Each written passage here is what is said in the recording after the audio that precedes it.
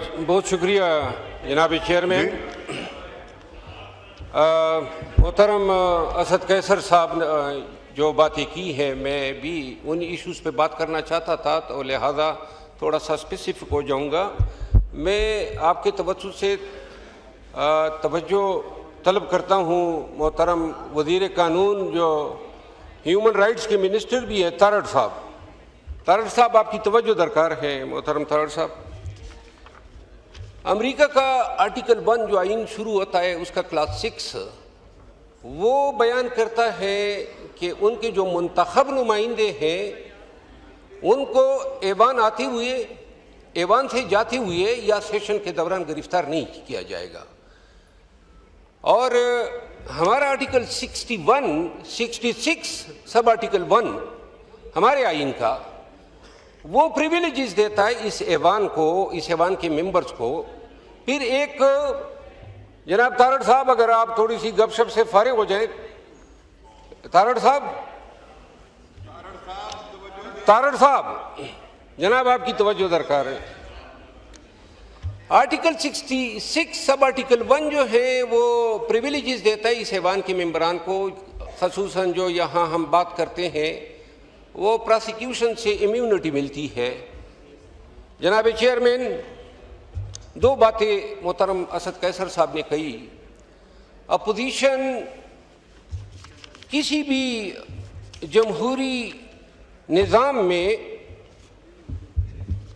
इक़्तिदार को आईना दिखाता है, और ये कहना कि जमहूरियत के लिए, जमहूरियत की बका के लिए अपोजिशन का किरदार जो है इंतहाई अहम है। अब ऐसे दौर में जब सेनेट और कौमी असम्बली दोनों में हम अपोजिशन रहनुमाओं से महरूम हो गए हैं, मिनिस्टर ला अच्छी तरह जानते हैं कि 109 ताज़ीरात पाकिस्तान के तहत ज़रताज गुल को या उमर अयूब खान को या शिबली फराज साहब को सज़ा देना, और फिर अभी बहुत सारे मुकदमे, जिस तरह असद कैसर साहब में इनका वकील था, 9 मई के केसेस में ये 4 में भी मुल्ज़िम है, सवाबी में भी मुल्ज़िम है, इस्लामाबाद में भी मुल्ज़िम है, और वो फैसले अभी आने हैं।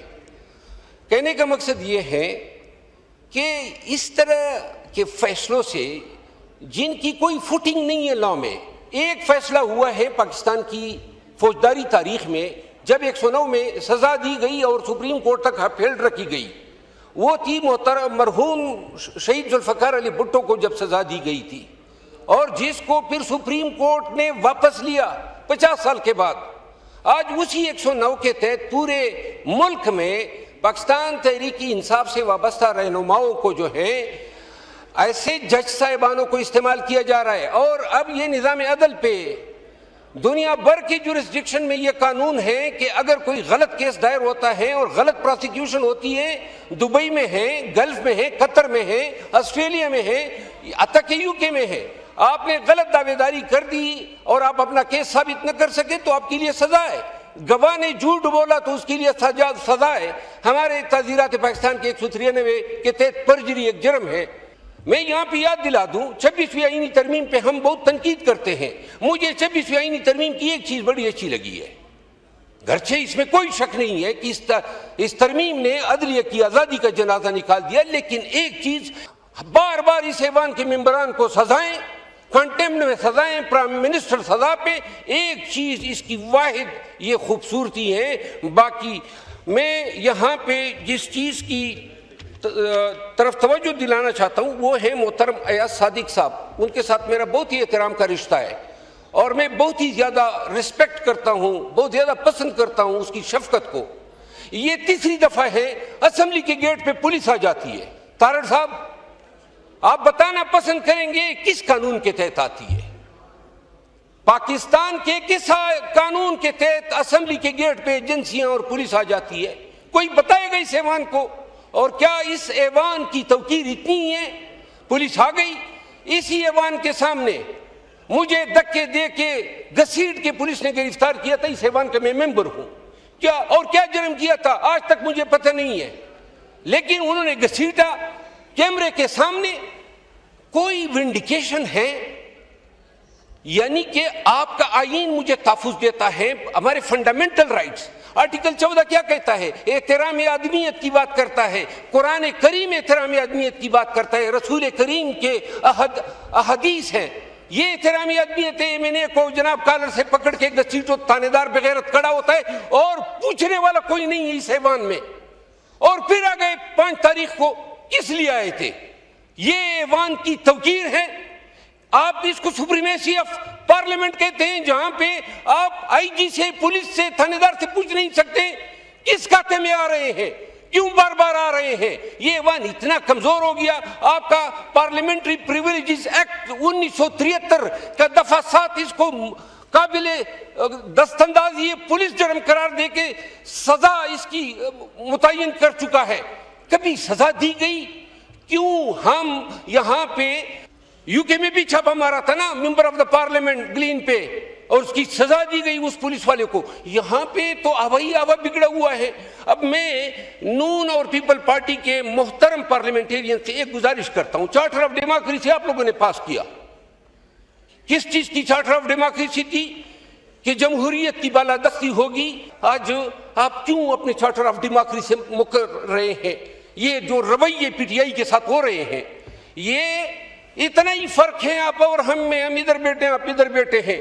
अगर ये किरदार आप हमारे लिए पसंद कर रहे हैं, आपको अच्छा लगता है कि जेल के सामने, अडियाला जेल के सामने parliament. Thank you sir, thank you. Wind up नहीं, थैंक यू सर, थोड़े सा टाइम दे ताकि मैं कर लें प्लीज। जी, मैं ये गुजारिश करूं।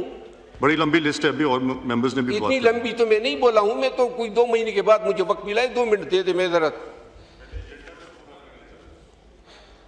रजा रब्बानी साहब के साथ हुआ था ना यहाँ पे सेनेट में, एक ब्यूरोक्रेट ने, तो सेनेट को सलाम है, उस वक्त की सेनेट को, खड़ी हो गई रजा रब्बानी साहब के साथ। आज मैं कह रहा हूँ, यहाँ आपको याद होगा, यहाँ पे इस ऐवान से मेंबरान असेंबली को उठाया गया। आखिर ये ऐवान इतना कमजोर क्यों हो गया है? और मोहतरम अयाज सादिक साहब, आप पे सवाल उठ रहा है। अगर आज आप ये नहीं पूछेंगे, 5 अगस्त को अपने पार्लियामेंटेरियन को किस खाते में बंद किया, गेट को ताले लगा दिए, इतनी अंधेर नगरी है, इतना चौपट राज है, और ये आज हो रहा है, ये नफरत को जन्म दे रहा है। मैं वो अल्फाज नहीं इस्तेमाल करूंगा। मैं एहतराम करता हूँ अज़्ब इक़्तिदार भी जितने बैठे हुए हैं। मैं सिर्फ इतनी गुजारिश करूंगा, कानून से वाबस्ता शख्स हूँ और मुझे इल्म है कि ये जो कुछ भी हो रहा है, ये सजाएं, ये गेटों पे गिरफ्तारियां, मैं आपको आज बता दूं आप सबको, ये भी इल्ज़ाम है कि मैंने यहाँ इमारत को आग लगाई है। मेरे ख़ानदान के लोग इस मुल्क के साथ वफादारी की कीमत अदा करते अगली जहान चले गए। आज भी मेरे हल्के में गुज़िश्ता 1.5 माह में मेरे घर पे 3 हमले हुए, मिलिटेंट्स ने किए। 3 लोग मेरे जो हैं मर गए, शहीद हो गए। इस मुल्क के साथ वफादारी की कीमत हम चुका रहे हैं और आप लोग हमें दहशतगर्द बना रहे हैं। क्यों? आखिर ये किस तरह का निज़ाम है? पार्लिमानी निज़ाम उनके हवाले, फॉरेन पॉलिसी उनके हवाले, टेररिज्म उनके हवाले। खुदा रसूल के खातिर ये वक्त गुजर जाएगा, लेकिन ये एक वाकया, ये असेंबली के बाहर पुलिस का खड़ा होना, किस खाते में खड़ा? एक दिन के लिए ये मनसब जिस पे आप बैठे हैं मुझे दे दें और मैं बताता हूं कि किसी भाई की जरूरत नहीं होगी इस ऐवान के सामने खड़ा हो जाए। सिर्फ हिम्मत की जरूरत है। आखिर आज इस ऐवान को अगर आप पुलिस की इन तबाहकारियों से नहीं बचा सकते हैं, आज आप अपने मेंबरान असेंबली के इज्जत और नामूस की का तहफ़्फ़ुज़ नहीं कर सकते, ये इसके लिए मिल बैठना होगा। वो आपकी चार्टर ऑफ डेमोक्रेसी, आपकी चार्टर ऑफ डेमोक्रेसी और आपके कवानीन, ये दोनों फर्ज बनाते हैं कि हमने इस ऐवान ने मिल के कम अज़ कम, बाकी रहे इक़्तिदार आपको मुबारक हो, जो हो रहा है उसमें कोई मैं ये नहीं कहता हूं, लेकिन खुदा रसूल के खातिर और ये आखिरी फिक्र है, इस ऐवान के तकद्दुस पे इस बार बार के हमले की रोकथाम के लिए एक कमेटी बना दे। 2.5-3 सालों से न कभी कमीशन बना है किसी भी वाक़े पे, न कभी जुडिशियल इंक्वायरी हुई है और न कभी ये आपकी प्रिविलेजेस कमेटी ने जो है किसी को बुलाया है। एक दफा एक सेक्रेटरी इंटीरियर को, एक पुलिस के किसी DIG को सजा दे, ये कोई मावराई मखलूक नहीं है, ये कोई कानून से बाला लोग नहीं है। आप देखेंगे कि ऐवान के मेंबरान असम्बली का एहतराम भी होगा। मैं अमेरिका गया, जब मैं वापस आ रहा था न्यूयॉर्क एयरपोर्ट से। थैंक यू मनोहर साहब, थैंक यू जी। बाकी मेंबर्स ने भी बात करनी है। चल, आलिया कामरान साहिबा। जी सर। चले, बात मुकम्मल करें प्लीज जल्दी से।